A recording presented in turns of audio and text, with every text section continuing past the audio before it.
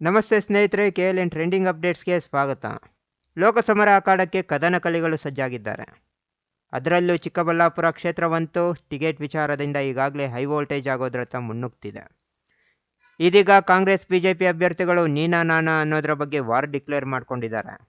ಇಷ್ಟಕ್ಕೂ ಕ್ಷೇತ್ರಕ್ಕೆ ಆಗಬೇಕಾಗಿರೋದೇನು, ಇದರ ಬಗ್ಗೆ ಯಾರಾದರೂ ದನಿ ಎತ್ತುತ್ತಾರಾ ಅನ್ನೋದು ಕ್ಷೇತ್ರದ ಜನ ನಿರೀಕ್ಷೆ ಇಟ್ಕೊಂಡಿದ್ದಾರೆ.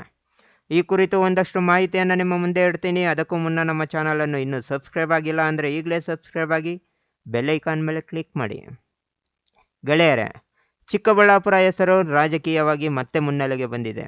ಈ ಬಾರಿ ಅದ್ಯಾರು ವಕ್ರದೃಷ್ಟಿ ಬಿತ್ತೋ ಗೊತ್ತಿಲ್ಲ, ಎಂದೂ ಇಲ್ಲದ ರೀತಿ ನೀರಿಗೆ ಹಾಹಾಕಾರ ಉಂಟಾಗಿದೆ. ಕೃಷಿಕರ ಮೇಲೆ ಗಾಯದ ಮೇಲೆ ಬರೆ ಎಳೆದಂತಾಗಿದೆ. ಇತ್ತ ಹೈನುಗಾರಿಕೆ ಮೇಲೂ ಬಿಸಿಲಿನ ತಾಪ ಪರಿಣಾಮ ಬೀರಿದೆ. ಇವುಗಳ ಮಧ್ಯೆ ಕ್ಷೇತ್ರದ ಜನ ಲೋಕಸಭಾ ಚುನಾವಣೆಯಲ್ಲಿ ತಮ್ಮ ನೆಚ್ಚಿನ ಸಂಸದನ ಆಯ್ಕೆ ಮಾಡಬೇಕಾಗಿದೆ. ತಮ್ಮ ನಾಯಕನಿಂದ ಬಹಳಷ್ಟು ನಿರೀಕ್ಷೆಯನ್ನಿಟ್ಕೊಂಡಿದ್ದಾರೆ. ಇನ್ನು ಈ ಭಾಗದ ಜನ ಶಾಶ್ವತ ನೀರಾವರಿಗಾಗಿ ಹಾತೊರೆಯುತ್ತಿದ್ದಾರೆ. ಕಳೆದ 15 ವರ್ಷಗಳಿಂದಲೂ ಸಹ ಶಾಶ್ವತ ನೀರಾವರಿ ಯೋಜನೆಯಾದ ಎತ್ತಿನಹೊಳೆ ಯೋಜನೆ ಕಾಮಗಾರಿ ಇನ್ನೂ ಮುಗ್ದಿಲ್ಲ. ಇನ್ನೂ ಸಹ ಒಂದು ಹನಿ ನೀರನ್ನು ಈ ಭಾಗದ ಭೂಮಿ ಕಂಡಿಲ್ಲ. ಅಂದು ಸಂಸದರಾಗಿದ್ದ ವೀರಪ್ಪ ಮೊಯ್ಲಿಯವರು 5 ವರ್ಷಗಳಲ್ಲಿ ಈ ಭಾಗಕ್ಕೆ ಎತ್ತಿನಹೊಳೆ ನೀರು ಕೊಡ್ತೇನೆ ಅಂದಿದ್ರು. ಮಾತು ಮಾತಾಗೇ ಉಳಿದೋಯ್ತು. ಇನ್ನು ನಂತರ ಬಂದ ಸರ್ಕಾರಗಳಲ್ಲಿ ಯೋಜನೆಯ ವೆಚ್ಚ ಹೆಚ್ಚಾಗ್ತಾನೆ ಹೋಯಿತು. ಇಂದಿಗೂ ಪೈಪ್ನಲ್ಲಿ ನೀರು ಕಾಣೋ ಭಾಗ್ಯ ಕಂಡಿಲ್ಲ. ಇನ್ನು ಕ್ಷೇತ್ರದಲ್ಲಿ ಅಂತರ್ಜಲ ಮಟ್ಟ ಕುಸಿದು ಹೋಗಿತ್ತು. ಆಗ ಅಧಿಕಾರದಲ್ಲಿದ್ದ doctor K Sudhakar HN valley ನೀರನ್ನು ಈ ಭಾಗಕ್ಕೆ ತಂದರು. ಕೇವಲ 2 ಹಂತದ ಶುದ್ಧೀಕರಣವಾಗ್ತಿದ್ದ ನೀರನ್ನು 3ನೇ ಹಂತದ ಶುದ್ಧೀಕರಣಕ್ಕೆ ನೀರಾವರಿ ಹೋರಾಟಗಾರರು ಒತ್ತಾಯಿಸಿದರು. ಆಗ ಅಧಿಕಾರದಲ್ಲಿದ್ದ ಸುಧಾಕರ್ ಅವರು 3ನೇ ಹಂತದ ಶುದ್ಧೀಕರಣಕ್ಕೆ ಒಪ್ಪಿಗೆ ಕೊಟ್ಟಿದ್ದರು. ಆದರೆ ಅಧಿಕಾರ ಕಳ್ಕೊಬಿಟ್ರು.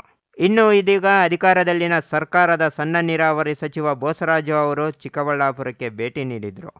HN ವ್ಯಾಲಿ ನೀರು ಹರಿಯುವ ಕೆರೆಯನ್ನು ಪರಿಶೀಲನೆ ಮಾಡಿದರು. ನೀರಾವರಿ ಹೋರಾಟಗಾರರು ಸಹ 3ನೇ ಹಂತದ ಶುದ್ಧೀಕರಣಕ್ಕೆ ಒತ್ತಾಯಿಸಿದರು. ಆದರೆ 3ನೇ ಹಂತದ ಶುದ್ಧೀಕರಣಕ್ಕೆ ನೋವೇ ಅಂದಂಗೆ ಹಿಂತಿರುಗಿ ಹೋಗ್ಬಿಟ್ರು. ರೈತರು ಮಾತ್ರ ನಮ್ಮ ಗತಿ ಇಷ್ಟೇ ಅಂತ ಅಂದ್ಕೊಬಿಟ್ರು.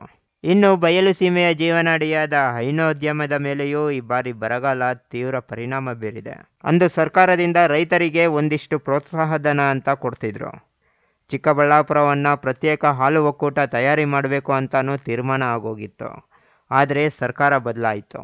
ಇದ್ದ ಪ್ರೋತ್ಸಾಹಧನ ಕಟ್ಟಾಯಿತು. ಚೀಮೂಲಾಸೆ ಕೋಲಾರಕ್ಕೆ ಸೇರಿ ನೀರು ಪಾಲಾಗೋಯ್ತು. ಕಷ್ಟಕ್ಕೆ ರೈತರ ಖಾತೆಗೆ ಬರುತ್ತಿದ್ದ ಹಣಕ್ಕೂ ಬೆಂಕಿ ಬಿತ್ತು. ಇದೀಗ ಹಸುಗಳಿಗೆ ಮೇವಿಲ್ಲ, ಹಾಲು ಉತ್ಪಾದನೆ ಸರಿಯಾಗಿ ಆಗ್ತಿಲ್ಲ, ಹಸು ಸಾಕಲು ಸಹ ಹಿಂಜರಿಯುವಂತಾಗಿದೆ.